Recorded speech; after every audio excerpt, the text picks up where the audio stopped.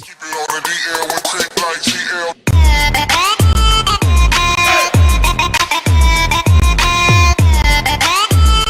Welcome guys to another episode of Cubic Wings. In this episode we have the A320 series for you. Before we start, however, I'd like to say massive thank you to Miles, or Keep Flying High as you all know him, for his awesome work on the wings and engines. As you'll probably notice, Miles has cleverly incorporated slabs into the engines to make them look more realistic, and also Rowen for his awesome work on the interior design and his two awesome Northwest liveries. Both of their channel links will be displayed in the description below, so make sure you check them out. The following A320s come in two engine variants, the CFM and IAE engines being included, as well as both sharklets and wingtip fences on the end of each wing. We have 13 liveries for you today, and all of them have interiors, so I'm trialing a new method of editing to ensure that the video isn't too long and boring. But without further ado, let's get into the liveries. Okay, so the first livery we have today is Jetstar Australia. I see this aircraft flying around Sydney all the time, and I fly this airline and usually this aircraft up to the Gold Coast and back every December. I've noticed that Jetstar usually gets bullied by Australians for being a terrible airline. However, I don't really understand this because my personal experiences on Jetstar have been great. But anyway, onto the actual plane. The engines on this aircraft are the IAE 2527-A5 engines, and it is fitted with wingtip fences, as you can see. The overall aircraft is painted with this really nice silver coat, which really makes it look shiny and sleek when it's in the air. On the side of the aircraft it says Jetstar, and underneath it says all day, every day, low fares. On the empennage, once again, it says Jetstar Australia, and next to that is the registration of the aircraft. The Jetstar text on the empennage was a pain to build, but I decided to go with this in the end. Underneath the wing box, once again, it says Jetstar, and that's pretty much everything on the exterior. Onto the interior of the aircraft, we have on the left a lavatory, and on the right we have a small galley. Opposite the galley is a crew seat in front of this nice orange divider, which is on all Jetstar A320s and 21s. And that leads on to the all-economy configuration of the aircraft, and at the rear of the cabin we have two lavatories and a galley. Next livery is Tiger Air Australia. This airline is not, in my opinion, not as good as Jetstar. However, I like the simplicity of the overall livery design, so that's something. And this livery was requested to me by TRE Portfire, so thank you for giving me the idea, mate. Once again, this aircraft is fitted with IAE engines and wingtip fences and has Tiger Air written along the side of the aircraft. On the engine, as you can see, it has tiger-like stripes wrapping around, which are also seen on the vertical stabilizer, and on the empennage you can see the Australian flag and registration of the aircraft. On the interior, once again, we have a lavatory and a galley across from a crew seat. As this is a budget airline like Jetstar, it has an all-economy configuration, and at the rear of the aircraft are two lavatories and a galley. Next up are two aircraft built by a good friend of mine and a member of the build team, Rowen, who is a big fan of Northwest. He has built both the new livery and the old livery, as well as an awesome interior for both, so let's get into it. First of all, this aircraft is fitted with CFM 56 engines and wingtip fences and says Northwest along the side of the aircraft, and the American flag is just underneath. On the top right of the vertical stabilizer it features the Northwest logo. I like the three-color layout of the livery from red, grey, white with a small black stripe. It gives off like a really unique and retro style to the plane. But that pretty much sums up the exterior for this livery, so once again, thank you Ron for making this awesome livery. On the interior, we have a lavatory, galley, and a crew seat, followed by an amazing first class by Rowen, and this awesome divider he came up with, and then economy to the rear of the aircraft, where we have two lavatories and a galley. Next up is the newer Northwest livery, also by Rowen, which looks outstanding. I'll just take you over the exterior, as the interior is the same as the previous Northwest aircraft.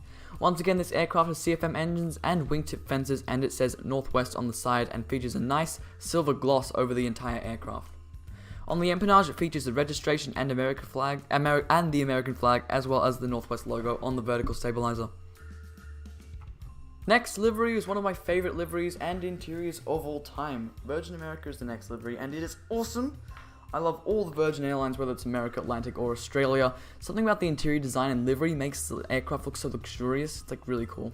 This aircraft comes equipped with CFM engines coated in nice red paint, and the wingtip fences rock the American flag. The tail follows a traditional Virgin style with the word Virgin slapped diagonally across the vertical stabilizer, and the registration lies just beneath the window near the rear, and it says Virgin America along the side of the aircraft. On the interior, we have a lavatory and a galley across from the crew seat with a beautiful purple glass divider which leads you to the first class. Another purple divider separates the first class from economy, which spans the remainder of the cabin. At the rear, we have a galley in front of the two lavatories, and then two crew seats at the very rear. Next up is Delta, which is an airline which has been featured in literally every single one of my Cubic Wings videos, and so I'll not go through the interior and instead just do a quick tour of the exterior. As you can see, the aircraft is equipped with CFM engines and blue wingtip fences. The classic Delta logo, which I think is called the widget, is on the vertical stabilizer, and just before that is the American flag and the registration of the aircraft. And of course, Delta is written across the side of the aircraft. I really like the simplicity of this livery. It's a really nice and iconic livery as well, and I really like the blue underbelly. This airline is a relatively controversial one. We have United. I've never personally flown on this aircraft, however I have not heard the best things about it. And also, I'm not a big fan of the livery. I feel it's a little old looking, but that's just my opinion. You know, some people like liveries that look modern, some people like liveries that look retro. I prefer modern looking liveries. This aircraft comes with IAE engines and wingtip fences and features the classic United Continental globe on the vertical stabilizer, which was a massive pain to build. Took me multiple attempts. On the side of the aircraft it says United, as you may have guessed, and it has the good old United grey underbelly. On the interior we have a lavatory, galley and crew seat. Then we have first class, followed by economy plus, and then of course economy. At the rear we have two galleys and two lavatories alongside a crew seat in a kind of weird and different configuration to my previous liveries and airlines. Next livery is a favourite of mine, British Airways. I absolutely love this airline and this livery and find it a lot of fun to fly in the sim. On this aircraft we have IAE engines and wingtip fences with a small red tip at the bottom. The vertical stabilizer features the BA ribbon, which turned out a lot better than I expected in Minecraft. The registration and flag reside just below the rear few windows, and of course British Airways and the ribbon are painted along the side. Similarly to Delta, I really like the blue underbelly of this livery. In the interior we have a lavatory, galley and a crew seat, followed by BA's Club Europe class, which leads on to economy. At the rear we have two lavatories and a galley and crew seat. Next livery is Lufthansa. I've heard great things about this airline. However, at the time I built this livery, Lufthansa had not yet announced their new livery, and thus I couldn't make it in the nice white and navy blue livery.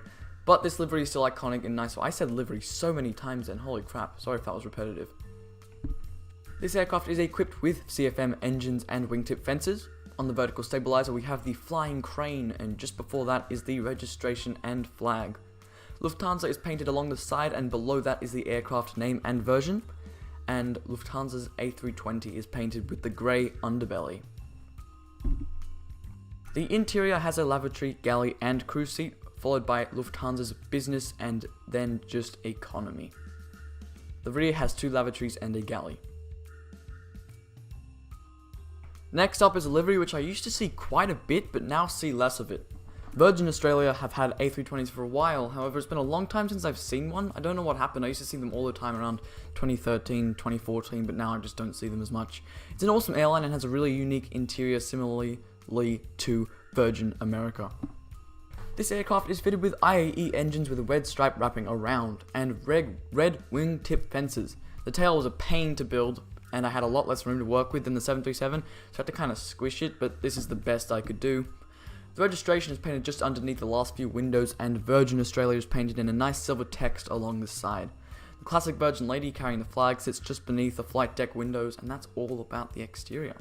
In the interior we have a lavatory and galley alongside a crew seat. The luxurious Virgin First Class follows, and then a beautiful purple glass divider we also saw in the Virgin America A320 separates First Class from Economy. Economy features the alternating headrests, which provides the Virgin Australia interior with a unique spin as opposed to other interiors.